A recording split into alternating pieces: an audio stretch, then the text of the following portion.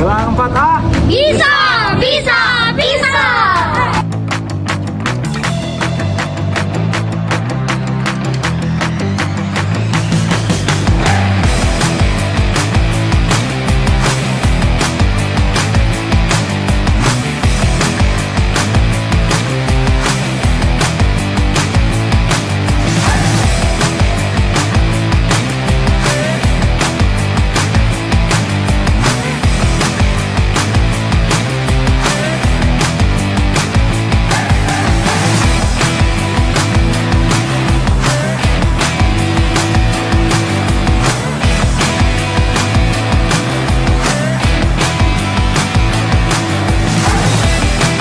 Assalamualaikum warahmatullahi wabarakatuh. Halo semua, salam literasi.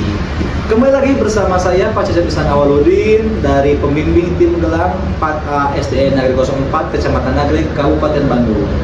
Baik, di sini saya akan mempresentasikan tantangan literasi di bulan April, yaitu tentang jurnalistik pekerjaan. Nah, tapi sebelumnya saya akan memperlihatkan bagaimana proses wawancara yang saya lakukan bersama narasumber. Selamat menyaksikan.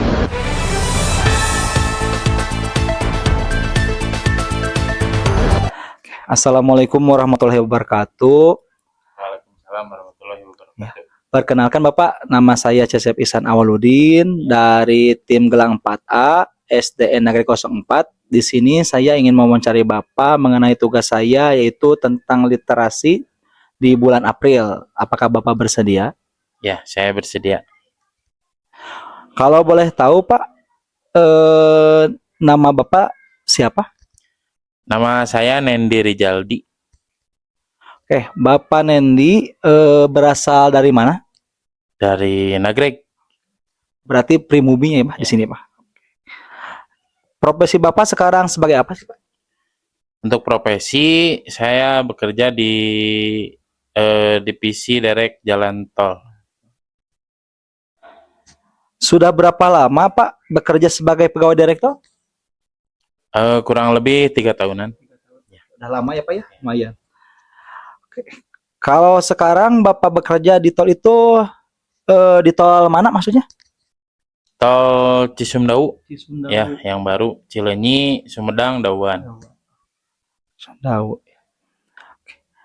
Terus apa yang memotivasi Bapak bekerja sebagai direktur Pak? Motivasi saya bekerja di tempat ini merupakan menurut saya pekerjaan ini cocok dengan kemampuan saya. Terus motivasi tempat kerja ini juga merupakan untuk mencari nafkah lah untuk keluarga saya. Terus apa suka duka yang pernah Bapak alami selama bekerja di direktur sih Pak? Suka dan duka. Untuk suka sih paling ya mendapatkan gaji rutin lah tiap bulan. Asuransi kesehatan juga udah dapet. Terus ya rekan kerja yang saling support lah. Rekan kerja yang saling bantu-membantu. Untuk duka ya? Duka ya, iya duka. Oh, untuk duka, mungkin untuk duka kalau misalkan sudah dihadapkan dengan kecelakaan lah. Ya, kecelakaan di jalan tol. Bahkan ya sampai saya harus membantu korban atau yang ya meninggal dunia. Itu sih bukan. Oke. Kalau di tol itu Pak ada yang bekerja sebagai apa saja sih Pak kalau yang di tol?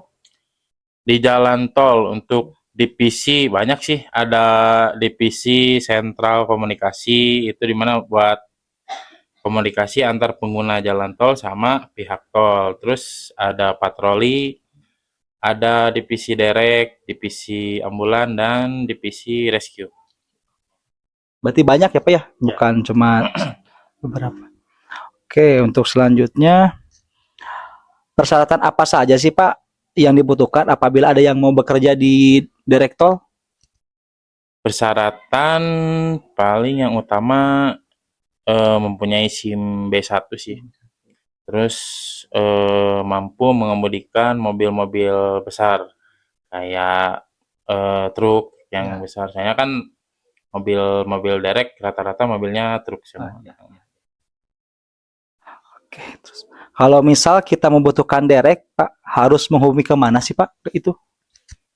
Untuk menghubungi biasa kalau misalkan lewat jalan tol itu biasa di pinggir suka ada nomor call centernya sih.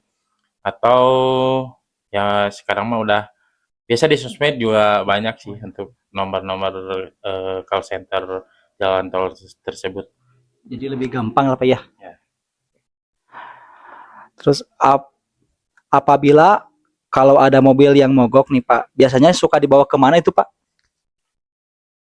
Ada mobil yang mogok Ya, di dalam jalan tol, ya. ya biasanya kita bantu keluarkan ke gerbang tol terdekat. Oh. Paling dibantu nyampe gerbang tol terdekat saja. Oke, untuk pertanyaan terakhir, Pak, adakah pesan-pesan buat para pengendara yang melewati jalan tol supaya aman gitu, Pak? Pesan-pesan untuk pengendara. Ya. Mungkin cek kesehatan diri,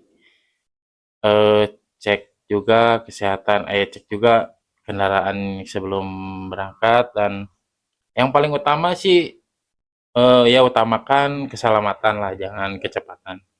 Paling itu sih. Mungkin Bapak cukup sekian dari saya, Pak. Terima kasih atas waktunya. Ya, wassalamualaikum warahmatullahi wabarakatuh.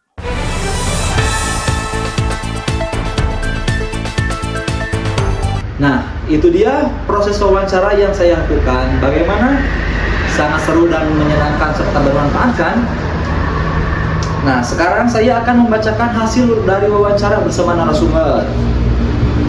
Yang pertama judul yaitu mengenal pekerjaan seseorang pegawai derek jalan tol.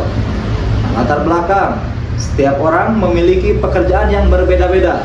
Pekerjaan sangat penting karena membantu kehidupan sehari-hari, baik untuk diri sendiri maupun orang lain.